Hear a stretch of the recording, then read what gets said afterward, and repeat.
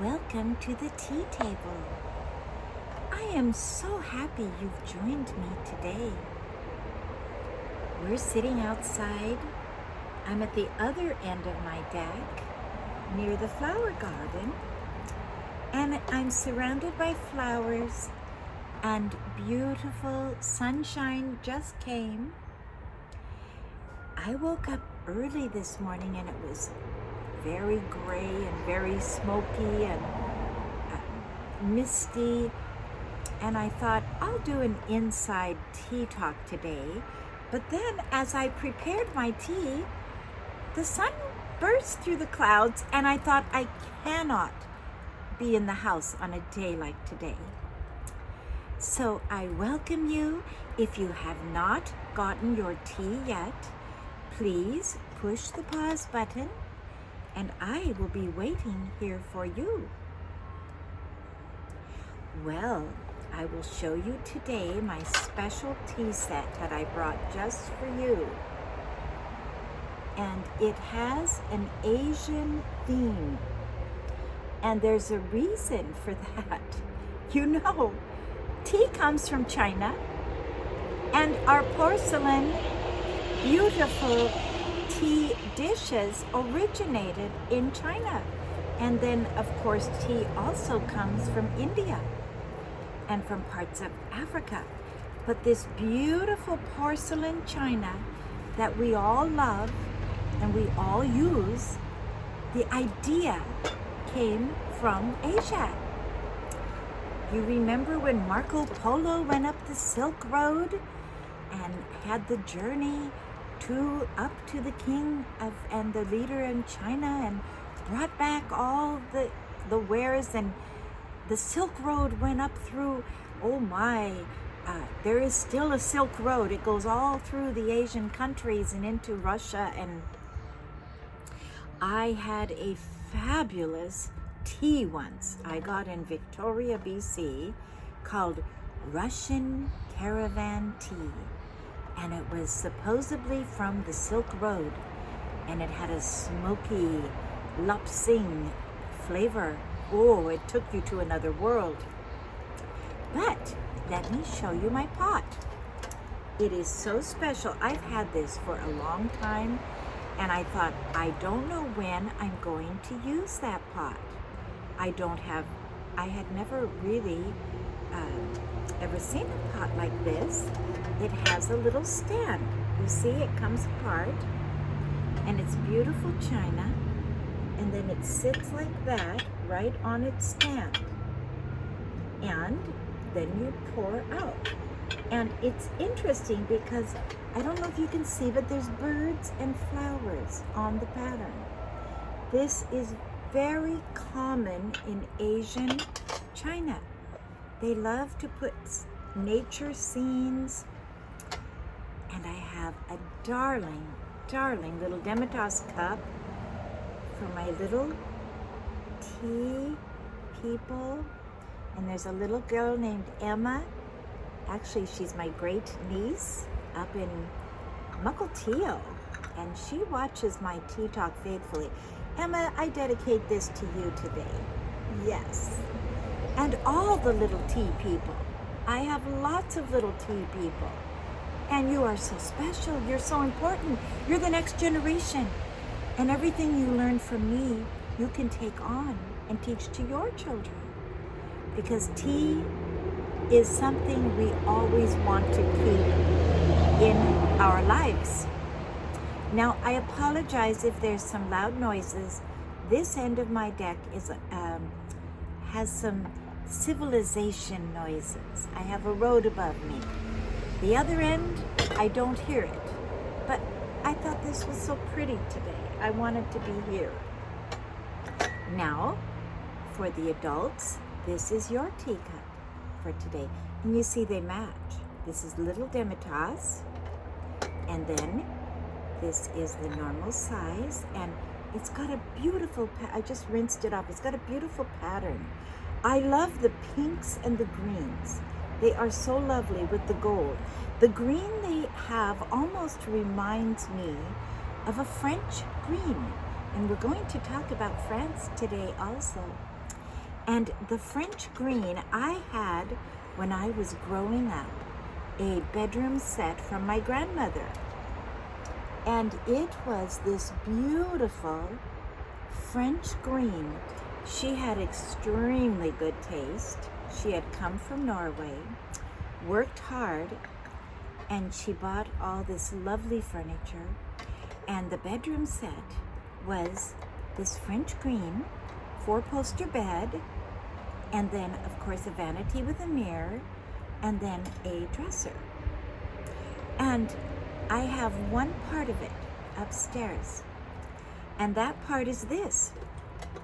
It was really designed after French furniture, and I'll tell you why I know. Because when I was once riding on a train in France as a young woman, I met the most fascinating girl. We became very good friends. We had so much in common, and she invited me to her home. And her mother was a violist. Her father was a violinist in the French symphony. But they lived in this wonderful country chateau in southern France. And she had me spend the night and gave me this lovely room. And I couldn't believe it. It was almost identical to the furniture I was in my bedroom growing up from my grandmother, my Grandma Fauski. And it was French green, and then it had gold trim around all of the furniture, so like a French provincial. And then there were actually wooden carved floral bouquets at the head of the bed and on the dresser, and then on the dresser was also painted a floral bouquet in the pinks, the yellows, the greens, and the golds. And the vanity had a bench that had a tapestry in the French green with woven the pink flowers and the green. And I always loved this set. I grew up in a very Norwegian 1907 house in Tacoma, 2-story with the fir floors and the fir trim.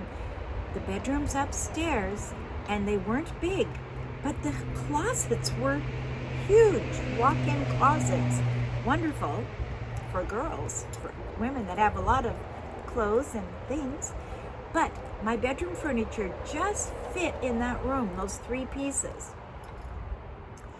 And I had 2 lamps on my vanity from her, and I loved that. And this china, when I see it, I think that the French got a lot of their ideas from the Asian colors, and everything in the world is traded. You know, when the Vikings went down to the Middle East, and I feel like lefse, which is a Norwegian wonderful cookie bread, it looks like a Spanish tortilla, but it has butter, cinnamon, and sugar, and they make it with mashed potatoes and flour, but it's a flat.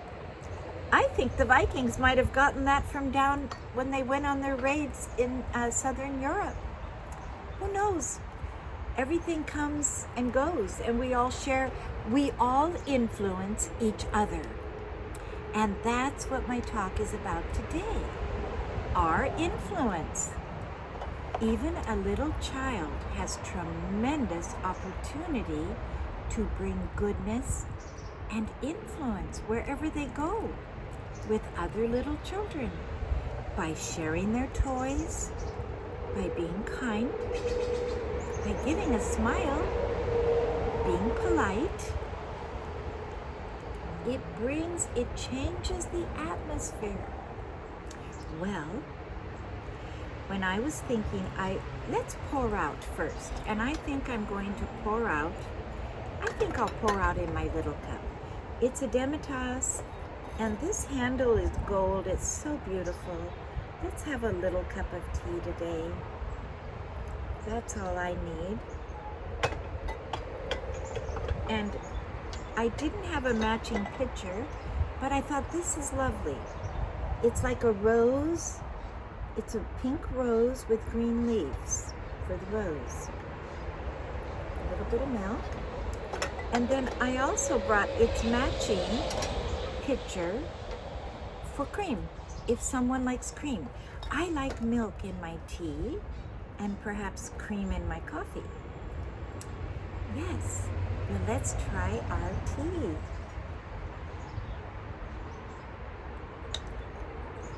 Oh my goodness, that is delicious.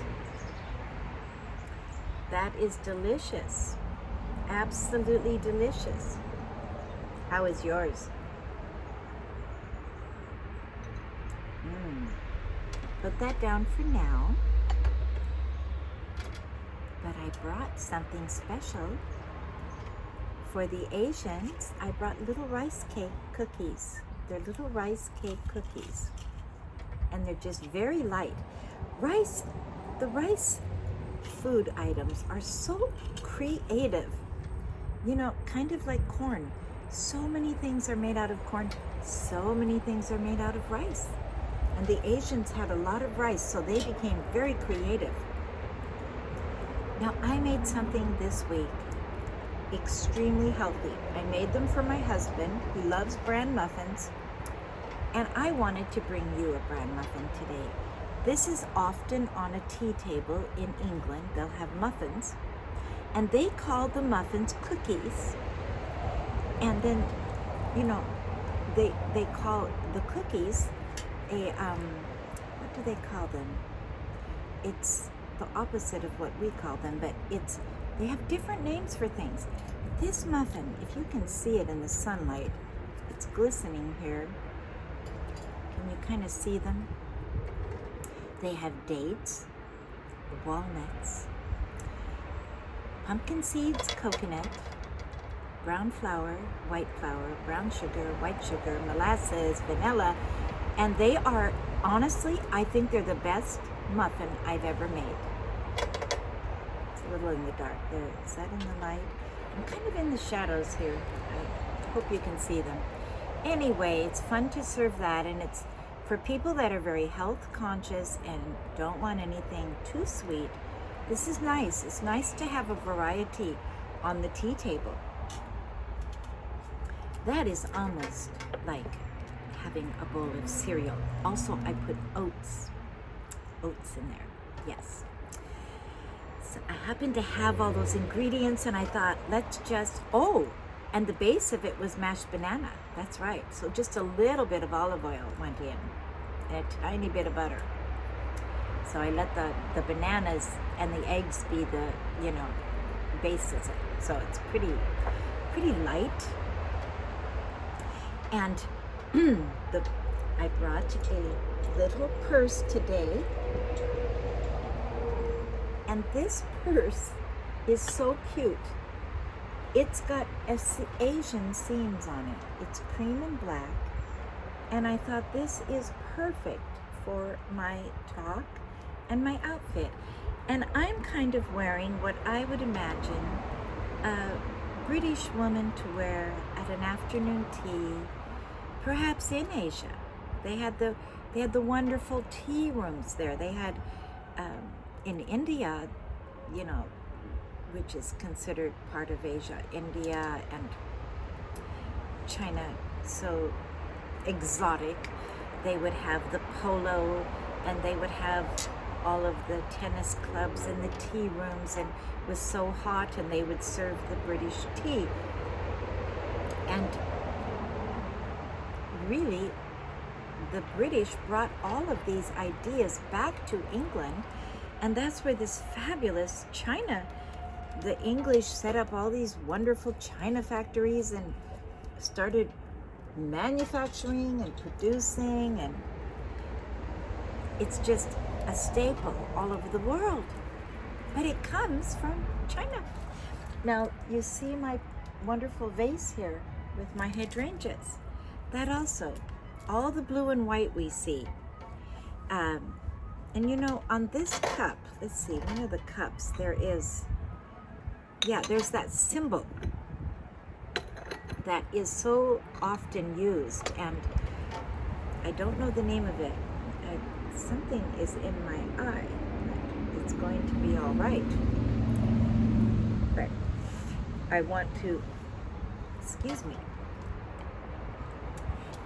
I want to talk about someone very special whose birthday is today.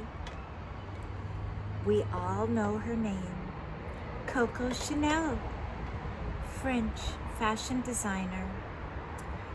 And in honor of Coco Chanel's birthday, I am wearing Coco Chanel perfume. And Coco Chanel was born in 1883, and then she passed in 1971. So she was really born in a true Victorian era into the crossing of this new century, World War I, World War II. What a fascinating time to live. Well, Coco Chanel was born in a very poor family in southern France. Her mother passed when she was very, very young, and it was very sad. Her father was not able to take care of her and her siblings. He was so poor, and so he thought he would do the best for her and put her in a Catholic convent where she was raised. And this was a common thing to do, and the nuns were very kind and doing their best to help out. And I brought a cross today because Coco Chanel was a true Christian, and she was grateful to the nuns. She respected the nuns, but she was raised so strictly in the convent that she was never really much a part of organized religion, but in her heart, she was a Catholic and she loved God. And so I want to honor her faith. And, she actually, she's known for her white cuffs and her black, very svelte suit. And many people think she got that idea from the nuns.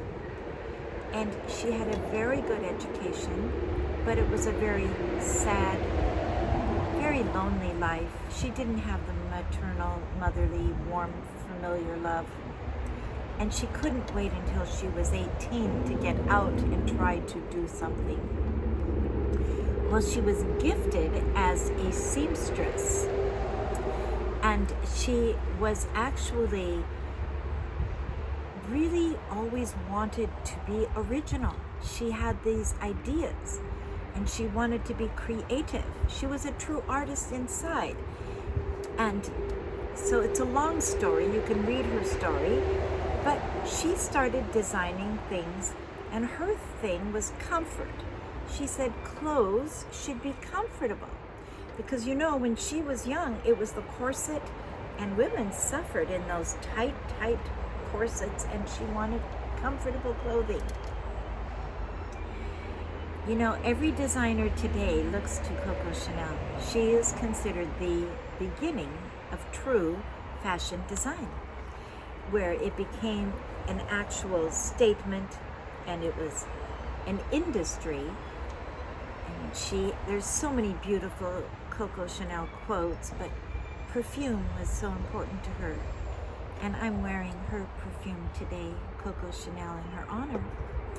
And she loved the flowers, and she wanted to capture that floral scent in a bottle.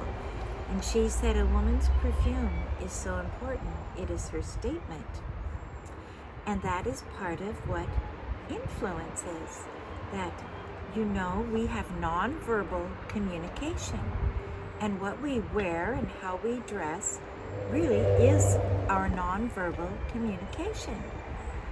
We talked about that on other tea talks. Like in the military, you wear a uniform, everyone knows who you are. When you are a Catholic priest or a priest within a liturgical church, you wear the collar. Everyone knows who you are. If you are 100 years ago, if you were a professor, you would wear the cap and gown to your classes to lecture. That was who you were. So today, we have an opportunity to express color, creativity, who we are. We can give God's love through a smile, through doing our best with what we have. I think that's what Coco Chanel actually did. She took all her suffering, her hard times, and she put it into an energy to create something really beautiful and something comfortable, but something that would have expression and inspiration behind it. And she started this business, a little tiny boutique. A man gave her money to start a little boutique in southern France. And then she was industrious. She started another one. Then she went to Paris and she opened a boutique and a perfume and a house. And then she went into clothing design. And she has a long, long story. Winston Churchill was a close friend of Coco Chanel, and he helped her out of a lot of situations that she had gotten into that were difficult. You can read about them. But I wanted to just honor her because I remember growing up myself, and when I was young, Jackie Kennedy was our ideal woman. She was the first lady, and she carried out her roles so beautifully. She was always dressed so impeccably. She was gracious. She was feminine. She was kind.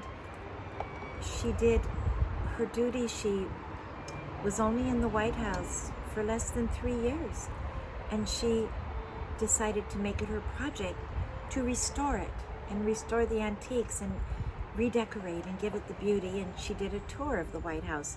You can see it on YouTube. I think that was the most profound thing to do, because that's what she loved and that's what she could do. So that was her influence.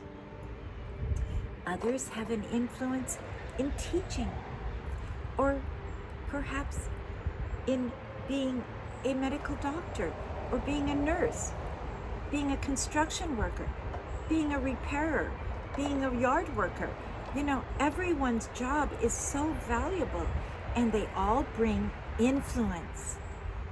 When you have someone come to work on your house and they bring order, skill, cleanliness, integrity, and they do a good job and they get it done, you are so grateful. And if I go to a tea room and someone prepares a lovely tea for me, I am so grateful. I can enjoy that and relax. And if someone comes to my house, I will prepare a lovely tea for them. It's the give and take of life that makes life worth living. And to know about people in the past who overcame very difficult situations, and like we've talked about, took the lemons in their life and made lemonade. We talked about the great composers, the great artists. Almost all of them went through difficult times, and most of them would attribute the great works they were able to do came out of that, being able to live through it, go through it, and respond to it. And I appreciate people that are designing today. There's a wonderful designer, Patricia Nash. She makes wonderful leather purses. And this, she makes, I'll bring one on. I think I've had one on before, but she's a contemporary now. And she had gone in her mother's closet when her mother passed and found these lovely vintage handbags, all kept in a row. And she said, wow, we don't have handbags made like this. So she made it her goal. She went to Italy and France, traveled the world, met with designers, met with the best product, and designed these wonderful purses. And they have a lifetime guarantee, and they have art and design in them. Another designer today is Betsy Johnson, and she's out of California. She makes wonderful jewelry. She makes creative, really fun jewelry. And I'm actually wearing a necklace of Betsy Johnson, and her things are not expensive. Coco Chanel is very designer, very exclusive, very expensive.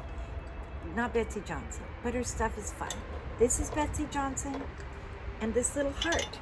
She does things like this. This is a long heart with diamonds and pearls.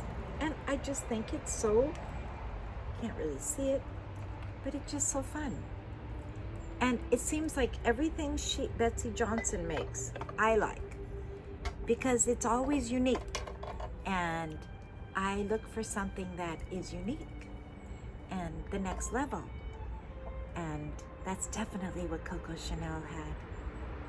And she had an internal sense, an intuitive sense of what would make women beautiful and what would give them help to do their best and be their best in their lives.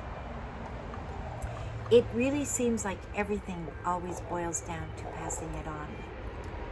And that's what we want to do on the tea table. We want to pass on the good news that God loves you, He's alive. If you have a dream and you have a creative idea, don't be afraid. Embark upon it today.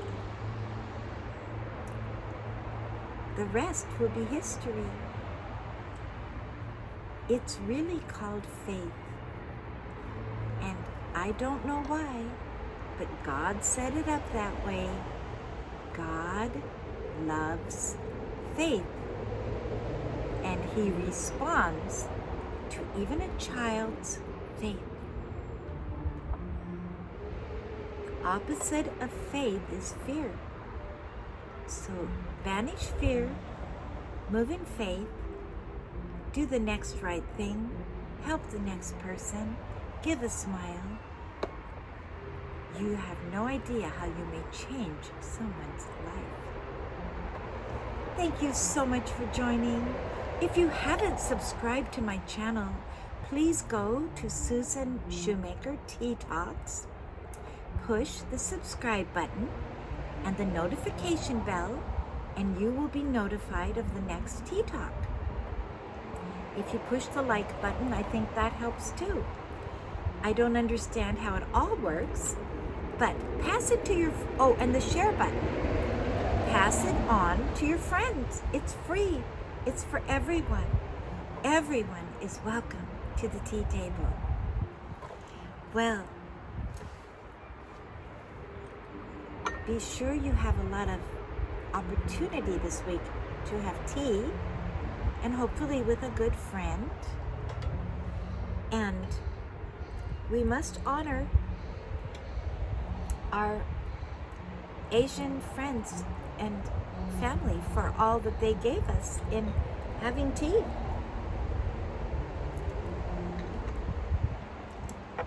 Thank you so much for joining me. Enjoy the flowers in the sun. Drink in those sunsets in August, so beautiful. And I will look forward to seeing you next time. God bless everyone on the tea table.